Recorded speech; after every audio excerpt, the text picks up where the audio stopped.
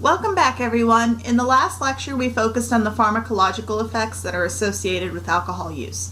Today, we're going to talk about some of the behavioral concerns that are associated with alcohol. We're going to be looking at things both in present tense and in past tense. And we're going to try and make our way through the history of alcohol use in the United States. So let's go ahead and get started. So as you may have noticed, we are a country of consumers and we love to consume alcohol. It is a multi-billion-dollar industry and we see alcohol everywhere. We also drink a whole lot of it. More than half of us reported drinking alcohol in the last month. We call those individuals current users. This means that anybody who has consumed at least one drink in the last 30 days can be considered a current drinker. This can also include binge drinking and heavy drinking, but basically this is everyone who drinks in some shape or form. We also see that roughly 1/5 of people report binge drinking behaviors and about 6% of people report being heavy drinkers. Binge drinkers are those people who consume 5 or more drinks for men and 4 or more drinks for women on one single occasion. So that means within the same sort of time period, right? So this can mean really within a few hours of each drink. And it all has to take place on at least one day within the last 30 days. And this can also include heavy drinking. So finally, we define heavy drinkers as those individuals who are consuming at least 5 drinks or more on the same occasion for at least 5 or more days in the last 30 days. So that's basically the equivalent of binge drinking every day of the week for 1 week out of the month. This slide here shows the frequency in which we find ourselves drinking each month. So at what frequencies are we engaging in each of these behaviors? A few things that should be standing out to you about this chart. There's a couple things I want to point out. First, people in their early 20s tend to drink the most, and we just consistently drink less the older that we get. I've pointed out here on this slide one category in particular. The 4th bar in this chart lists the drinking behaviors of 18 to 20-year-olds. And while this group is certainly not necessarily the highest frequency in terms of drinking behaviors, it certainly stands out as the most concerning group. So why are we so concerned about this age group? While there are always some exceptions, 18-year-olds often graduate high school and immediately enter college. College is a brand new environment that many have never been a part of before now, and they're exposed to drinking with their peer counterparts, but 18 to 20-year-olds are still underage. This chart here gives us a better look at the distribution of drinkers and their level of drinking behaviors. So we have about 35% of people located at the bottom of the pyramid who are considered teetotalers.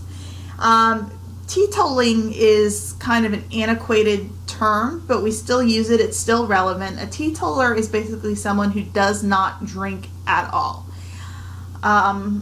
So what we're saying here is no alcohol consumption whatsoever. Then above that, there's a tier of individuals who will classify themselves as occasional drinkers. This means that maybe they're going to have a drink or two a week, but not very frequently at all. Maybe think of them as social drinkers. Then we get into the more frequent drinking categories. First, there are the moderate drinkers, and this means that about 30% of individuals are drinking multiple drinks a week, but not necessarily multiple drinks per day every day. And in the last 2 categories, the top 2, we have our heavy drinkers. So these are the people who drink maybe 2 or more drinks per day, or they start to exhibit binge drinking behaviors multiple times a week. But this is very close to the other chart that we just looked at, where we saw that about 70% of the country drank at least some alcohol in some capacity.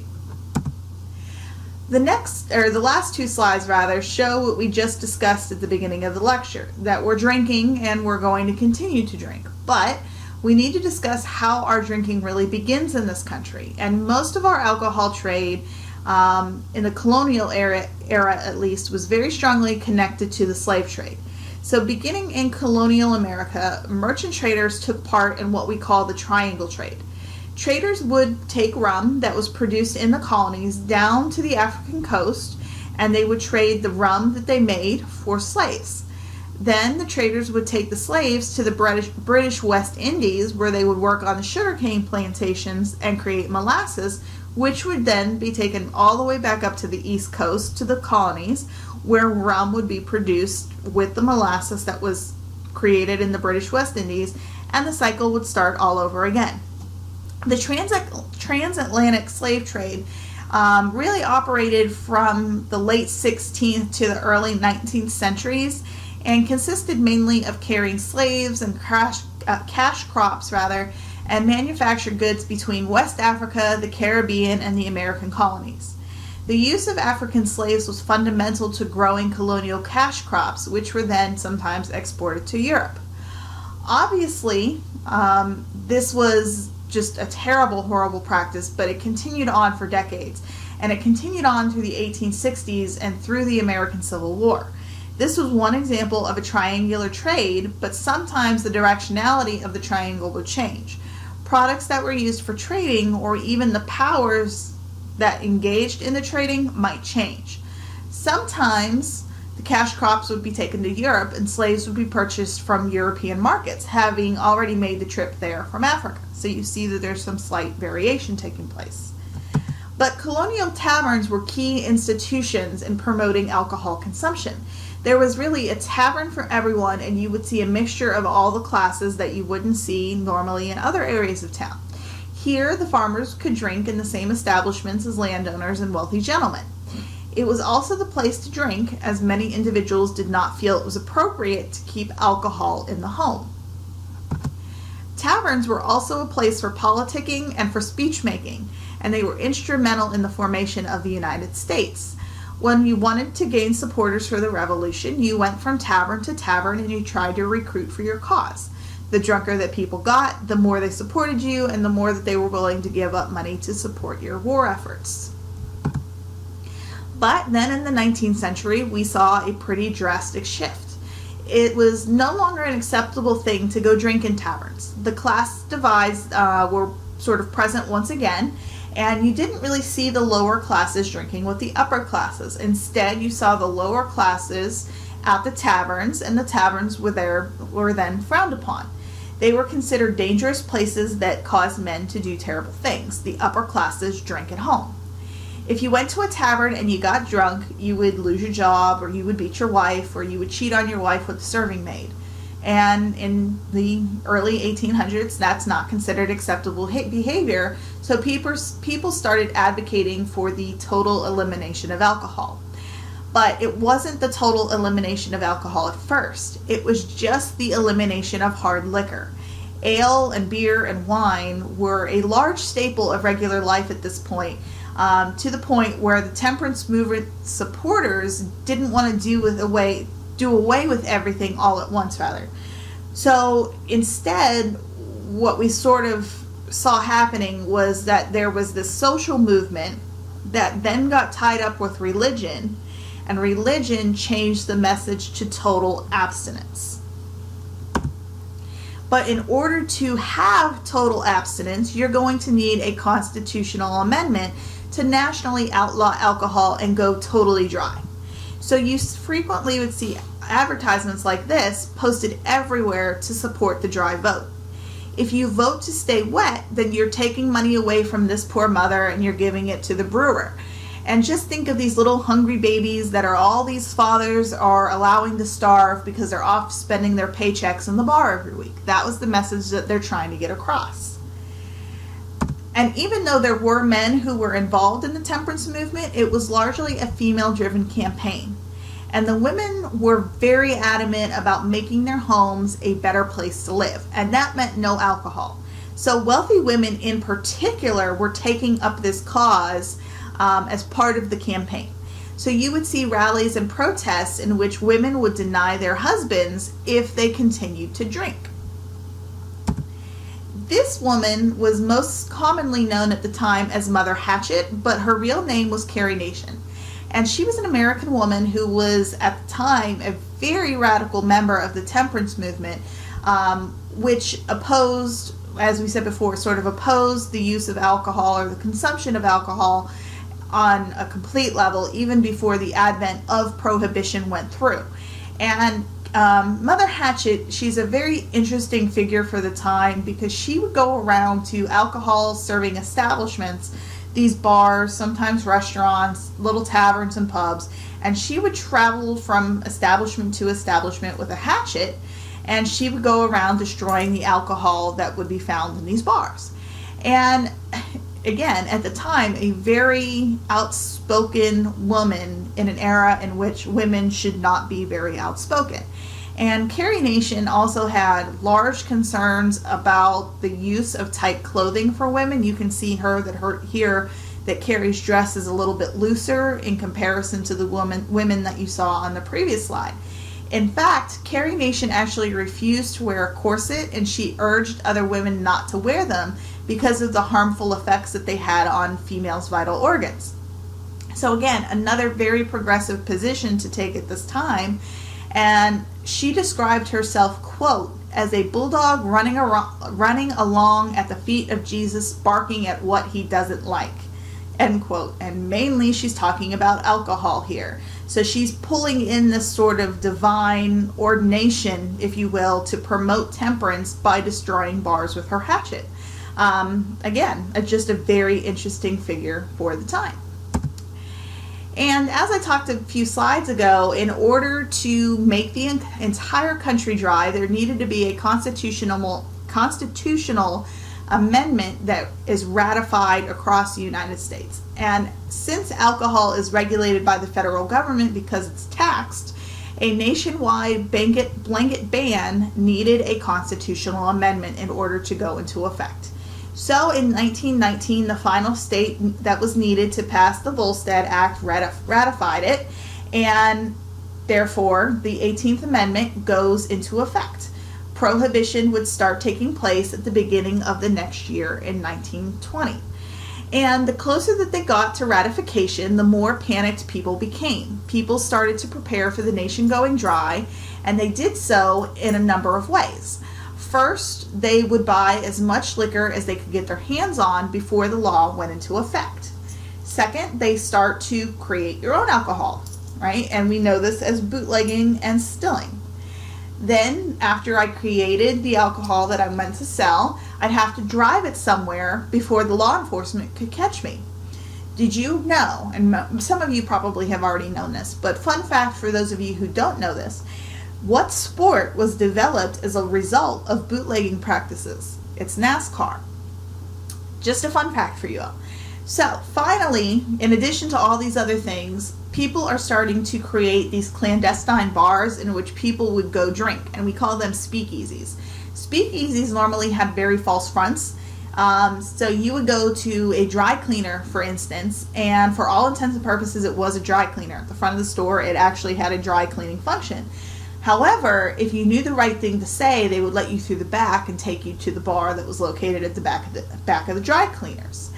But the problem is, for law enforcement, as you're trying to detect these things, right, it makes it sort of difficult for detection purposes. But as soon as a speakeasy would be found, they would go in and they would destroy all the alcohol. But essentially, all they would do is help to move the speakeasy somewhere else. So as soon as one closed up, another popped up across town. And the entirety of Prohibition was a war between those who wanted to drink and law enforcement or government agencies who continuously sought to shut down the bootleggers and the speakeasies. However, many of these individuals who sought to shut down the alcohol didn't really want to do so, but it's my job to do so. So if I'm not really dedicated to the cause, you could probably figure out that there is something that can be done to be worked around this function that law enforcement has. And if you knew the right people and you greased enough palms, police would look the other way. And it wasn't just some of the police. The nation as a whole really hated Prohibition. And they hated Prohibition with a passion. They wanted to drink, and they made it known that they wanted to drink. It was not uncommon at all at the time for rallies and marches like this one in the picture to take place where people were protesting being a totally dry country. And across the country, as we said, As people were trying to get the alcohol back, law enforcement was destroying the alcohol. They were given orders to destroy any alcohol that they found, no matter what type.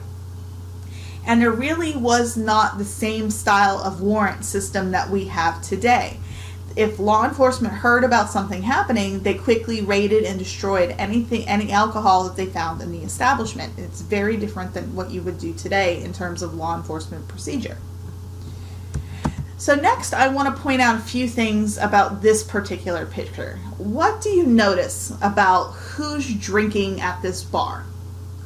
One of the biggest developments with speakeasies was the entry of women. Women were not normally allowed in bars, but in the early 1920s, they suddenly were. Just 6 months after Prohibition became law in 1920, women quickly got the right to vote. They're coming into their own. They quickly loosened up. They tossed out their corsets, and they're enjoying this newfound freedom.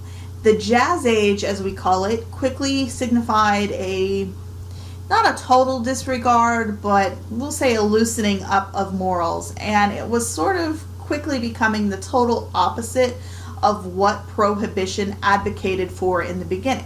So now we have all these women that are drinking at bars with the men, and they're dancing, their skirts are shorter, they're showing their ankles, all kinds of things are going on. And with the 1920s, we have the invention of the flapper. In addition to the speakeasies, people continued to make their own alcohol. I mentioned this a couple slides ago. People would set up stills in their basement or in their bathrooms or outside if there weren't a lot of people around to see or hear what was going on or smell the smell of alcohol that was being produced in the stills. A lot of bootlegging was done in the mountains because it was easier to sort of hide the production of alcohol, to the point where moonshine was being created in Appalachia at such a high rate that people often said that at nighttime the mountains looked like they were on fire because of all the burning stills that were creating alcohol. So I want to show you here another picture of a beer protest. And if you look at this giant barrel of what is supposed to be alcohol, you see a few different messages listed on the sides of the barrel. And there's messages like Beer for Prosperity or VFW, which they considered here very few working, but it also stands for the Veterans of Foreign War. At the time, we're fresh out of World War I, and we're quickly approaching the Great Depression. And many people wanted to bring back alcohol for tax purposes, which you also see on the barrel where it says, "Give us beer to balance the budget." The same arguments exist today with the passage of legalized marijuana. As we mentioned earlier, even though law enforcement was tasked with trying to remove alcohol from cities, it was not very difficult to buy a police officer off and to be able to keep the alcohol flowing. Police corruption ran rampant as the police were often paid off by mobsters to look the other way. Or local bootleggers would pay off the police with alcohol to get them to look the other way. But some officers were adamant about upholding the law, and they would continue to raid and dump alcohol at high levels. If there was going to be corruption, it was more likely to occur at the local level rather than with the federal government. So anytime you see something like this happening, there quickly becomes a large market for organized crime, especially in the large cities. You can imagine that if there is a black market for something, the mob is going to become involved.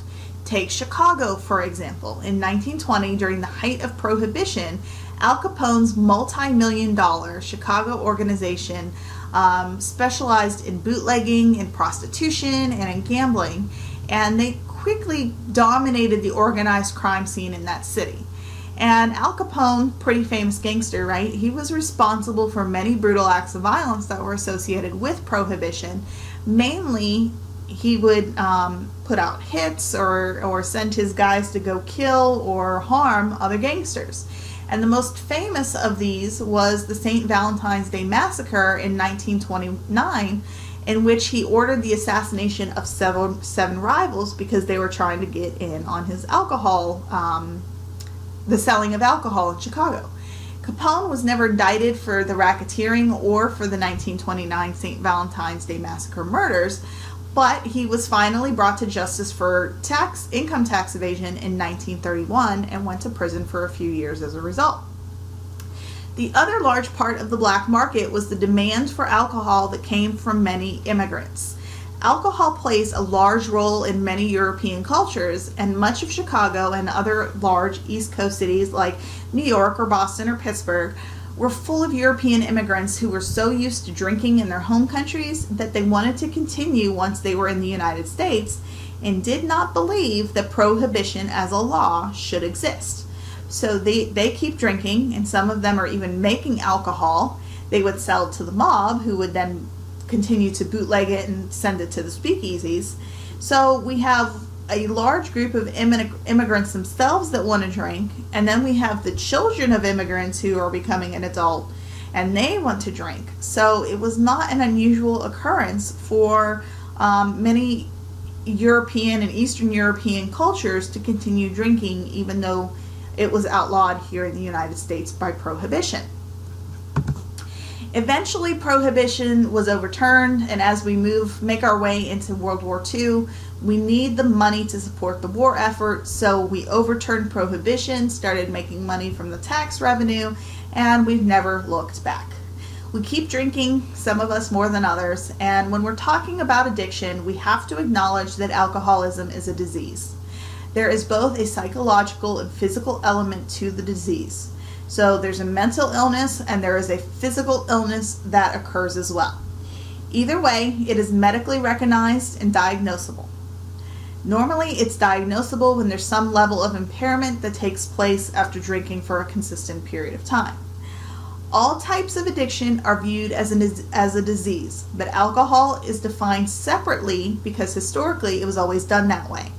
It's not until 1956 that alcoholism is actually recognized as a disease by the American Medical Association, but it takes some time before the medical community actually settled on a formal definition of what alcoholism actually is.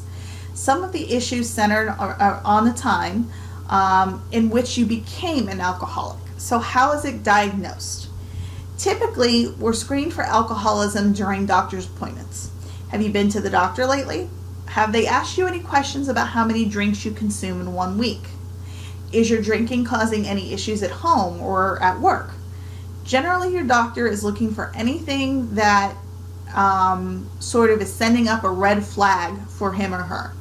And since alcoholics generally try to conceal their drinking problems or the frequency in which they drink, these surveys are really meant to ask about problems and symptoms that might come from alcohol abuse, as opposed to trying to get the patient to admit the actual quantity of alcohol that they drink weekly. Normally, doctors are looking for behavioral elements that are related to physical and mental dependence. So does the patient have cravings for alcohol? This means that the individual has an overwhelming compulsion to drink. This is part of the psychological aspect of the disease. People want to drink even when the situation is not appropriate. Does the individual experience loss of control? You cannot stop drinking once you start drinking. Just having one beer is simply not an option for you. Are you able to control your motor functions? Or are you clumsy, you're stumbling around, you're unable to control your speech or your physical movements?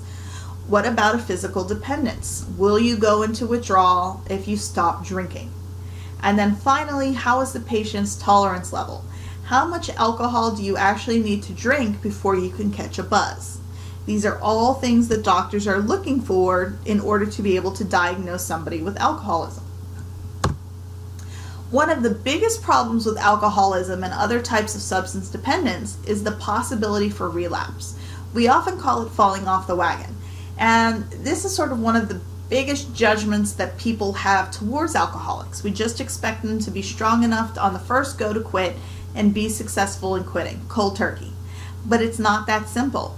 Relapse occurs for a variety of reasons, and they're different for each individual person.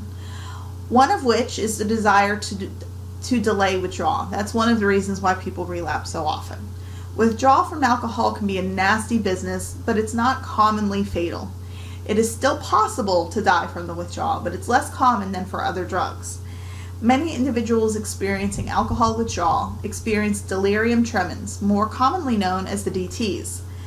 The most common symptoms of the DTs are shaking and tremors, normally in the hands, but it can also result in fever, hallucination, and other types of symptoms. DTs happen early on in the withdrawal process, but there are medications available that you can be prescribed to help you withdraw successfully. Okay, so alcohol is this very interesting drug and sort of is a little bit different from other types of things that you can use, because not only does the alcohol have an effect on your body, but outside factors are also going to influence how that drug affects you. There are two predominant factors that can influence the mental effects of alcohol. These are known as the set and the setting. So first, when we are discussing the set, this is really focusing on what I anticipate the alcohol to do to me. For example, let's say I had a really rough night a few weeks back. I drank a whole lot of beers, and I remember how drunk I got from drinking those beers. So now, if I go out tonight, I would expect to feel the exact same way if I drank the same amount of beers that I drank a couple nights ago. This is how people can feel drunk when they're not actually drinking the same amount, or if they're drinking a whole lot, right? So tonight, if I go out and I drank the same amount of beers that I drank the previous time, I would probably start acting the same way I did when I went out previously. However, what if I then find out someone had been serving me O'Doul's all night long?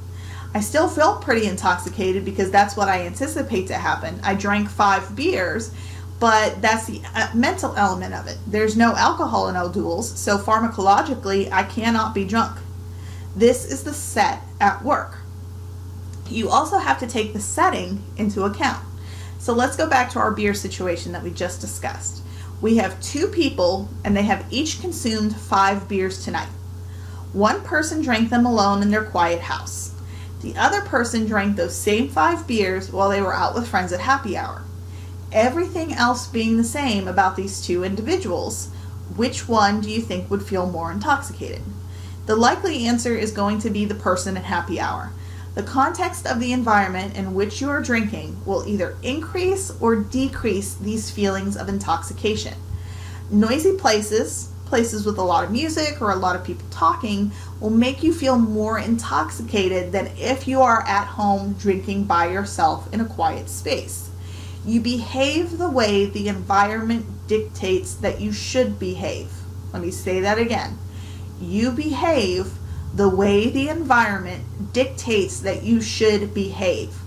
Bars are meant to be places for drinking and having fun, so that's typically how you're going to behave, regardless of the amount of alcohol in your system. Or if you're out drinking with friends, you're going to behave and react differently than if you're out drinking with your parents, given the same amount of alcohol. So there is a psychological aspect to this that we don't always recognize as being part of our drinking behaviors. But we also have to take into account the cultural acceptance of drinking behaviors. In the southern part of the United States, alcohol consumption is frequently viewed as an unacceptable behavior in comparison to alcohol consumption in northern parts of the country. Dry counties and towns prohibit hard liquor to be purchased within county lines. You go up north and there are drive-through liquor stores, brew-throughs, if you will, everywhere, and they will load your car up for you. You don't even have to get out of the car. But this is just part of the cultural norm of the region. But culture provides how alcohol is perceived. Is it a violation of the norms? Or is it considered normal to drink? Or maybe it's sexy or sophisticated, or maybe it's something that mature people do. But who tells us that drinking alcohol is the norm? Who tells us that drinking alcohol is sexy and sophisticated? And who tells us that drinking makes us more mature? Advertisers do. When we're talking about social or cultural acceptability, we're talking about drinking in moderation, not drinking to excess. Think about all the different beer advertisements that you see on TV. Everybody's having fun, everybody's having a good time. Nobody is portrayed as being stumbling around, sloppy drunk. Everybody is drinking in moderation. However, many drinking cultures don't necessarily approve of drunkenness, so this is the type of message that you typically will not receive unless it's an educational message that tells you not to do this. Cultural rules also dictate how much one can drink and where they can drink. Where is it appropriate? So for example, drinking outside. Where is this approved and when is it not approved? Drinking on your back patio at the house or drinking at a restaurant patio is fine. These are appropriate places. However, maybe day drinking in the middle of a city park, that isn't all right. But if you're in New Orleans where there are open container laws, this is just fine. So it's very different everywhere you go, right? It's very different depending on the location in which you are drinking. What about drinking at work? Where is it approved and when is it not approved? It's clearly not all right if I have a job in which people could get hurt as a result of my drinking. City bus drivers probably shouldn't be drinking and driving. But what if it's an office Christmas party? That's probably all right, but if my boss is there, I probably don't want to get drunk. Culture also provides a model of alcoholism.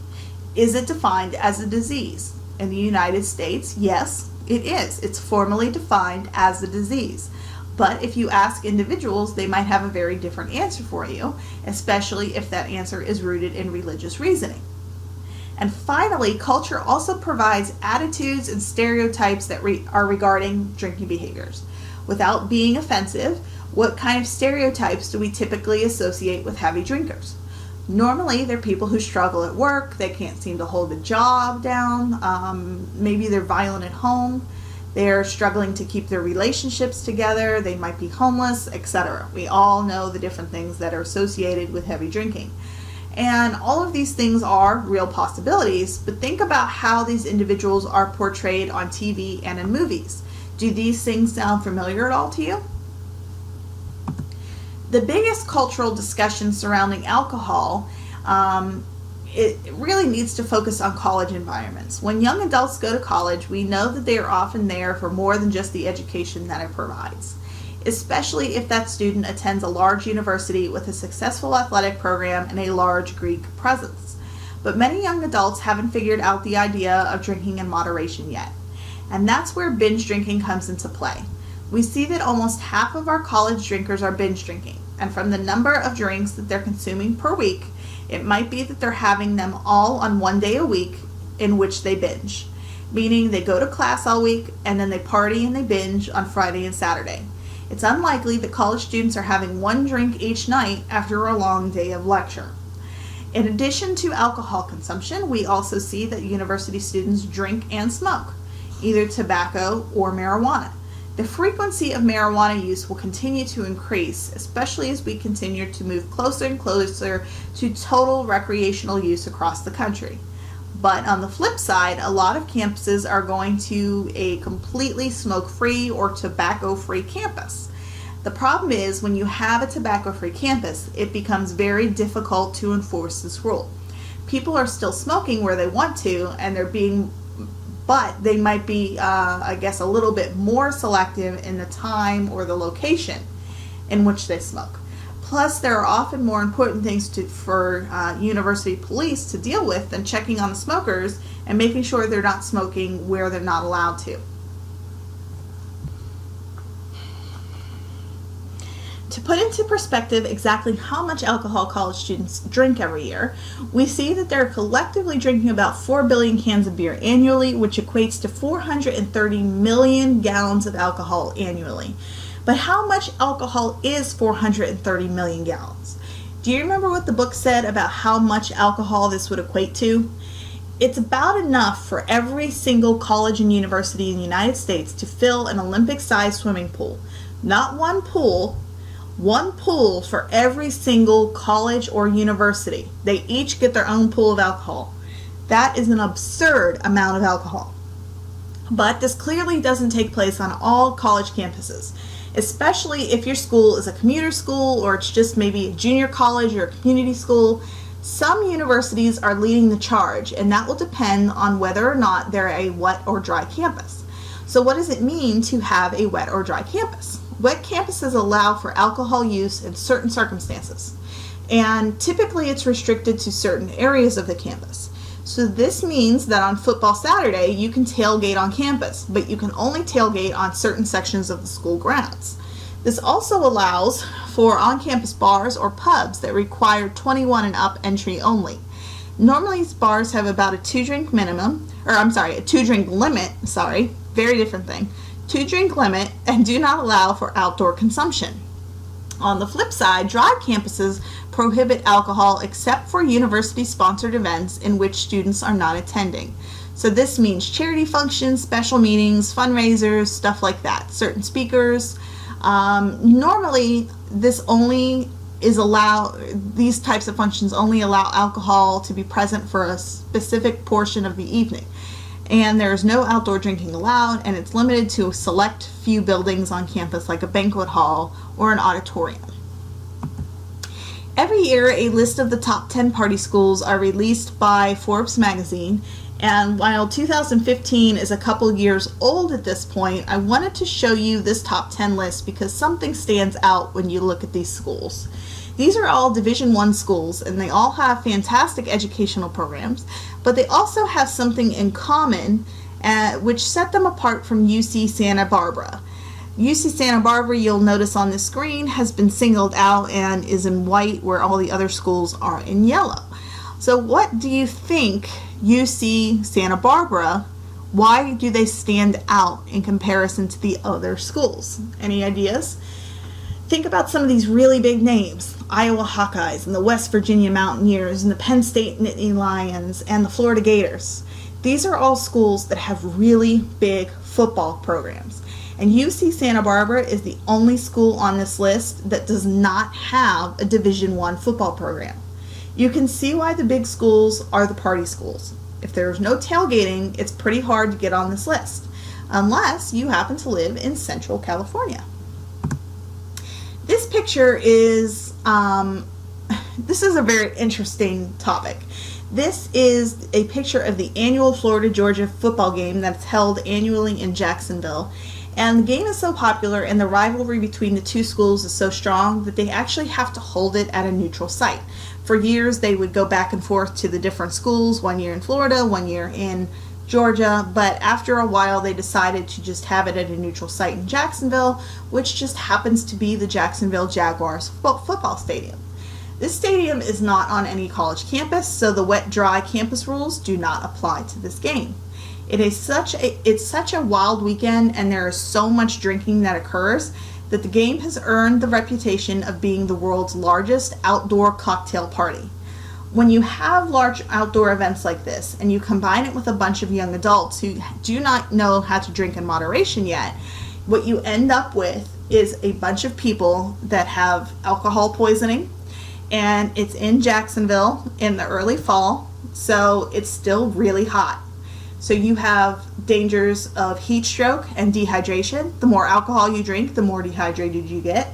So the stadium actually had to set up a text messaging system to alert first responders to people who have alcohol poisoning or for people who are too drunk to function in the stands. It is quite the party, and annually somebody dies every single year. It's a very, very wild, crazy weekend, and every year somebody takes it a little too far and somebody ends up passing away. For the last handful of years, this has occurred every single year. The main theme throughout all of the discussion of college drinking is the idea of binge drinking, or trying to drink to excess for the sole purpose of getting drunk. When you're in your early 20s, there's a novelty to drinking, and it's not exactly surprising that college students want to try and drink as much as possible in a short amount of time. And given the fact that you're consuming that much alcohol in a short period of time, you're not doing it because you really like the taste of whatever it is that you're drinking. Young adults are not drinking the same way that older adults drink. Sororities and fraternities have always had high frequencies of drinking behaviors, but there are problems with enforcement here. Even though most sorority or fraternity houses do not allow alcohol because they are located on university property, the issue is that many frat or sorority houses are actually owned not by the university but by the national chapter of the frat or sorority in question. So the university does not actually own the house, but leases the land to the fraternity or the sorority. So they have problems with being able to get into the house to enforce the no drinking policies on a routine basis. However, as we hear in the news all the time, sorority and fraternities often get in trouble with alcohol or hazing or whatever, and you find out that alcohol was involved. And once the local chapter gets in trouble, the university can then take steps to revoke or suspend the chapter, dependent on how many times this chapter has gotten in trouble before. High rates of alcohol use are also associated with academic problems and with dropping out. It's not surprising at all that alcohol has been a large factor in dropouts for both genders. This is another reason why we're worried about that 18 to 20-year-old age bracket. If you're going to drop out of college, you're more likely to do it in your first 2 years than you are in your last 2 years. This age bracket is also most affected by the initial transition into college. It might be your very first time away from home. I miss my parents, but I'm also not living under their rules anymore, so this means that in some cases, I could have a free-for-all. It's a difficult time for some, and others tend to burn out pretty quickly. Finally, I want to discuss the biggest issue in relation to drinking behaviors of college students: sexual assault. The majority of sexual assaults that involve college students also involve alcohol or drugs. This could mean that someone slipped something in my drink, or it could mean that I simply drink to excess to the point where I black out. But more often than not, this sexual assault could be classified as an acquaintance rape. So what exactly is an acquaintance rape?